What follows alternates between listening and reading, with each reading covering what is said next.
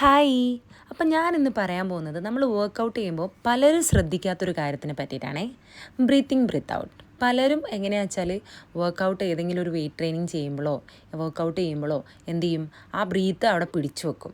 Workout കഴിയുമ്പോൾ breath വിടും. അങ്ങനെ അതുവരെ ആ ഹോൾഡ് ചെയ്ത് വെച്ചിട്ട് വിടുക. അല്ലാതെ നമ്മൾ ആ കോൺസിസ്റ്റൻ്റ് ആയിട്ടുള്ള ബ്രീത്ത് ഔട്ട് പലരും ചെയ്യുന്നില്ല. അപ്പോൾ നിങ്ങൾ ശ്രദ്ധിക്കേണ്ട ഒരു കാര്യം എന്ന് പറയുന്നത് ബ്രീത്ത് ഔട്ടാണ്. പിന്നെ പലർക്കും അറിയില്ല എപ്പോഴാണ് ബ്രീത്ത് ഇൻ ചെയ്യേണ്ടതാണ്, എപ്പോഴാണ് ബ്രീത്ത് ഔട്ട് ചെയ്യേണ്ടതെന്ന് പലർക്കും അറിയില്ല. അപ്പോൾ ആ ഒരു കാര്യം പറയാൻ വേണ്ടിയിട്ടാണ് ഞാൻ വന്നിട്ടുള്ളത്. അപ്പോൾ നമ്മൾ എപ്പോഴും ശ്രദ്ധിക്കേണ്ട കാര്യം, നമ്മളെ മസിലിന് എപ്പോഴാണോ ടെൻഷൻ കിട്ടുന്നത് അപ്പോഴാണ് നമ്മൾ ബ്രീത്ത് ഔട്ട് ചെയ്യേണ്ടത്. ഇപ്പോൾ നമ്മൾ ഹാമർ കേളാണ് ചെയ്യുന്നത്.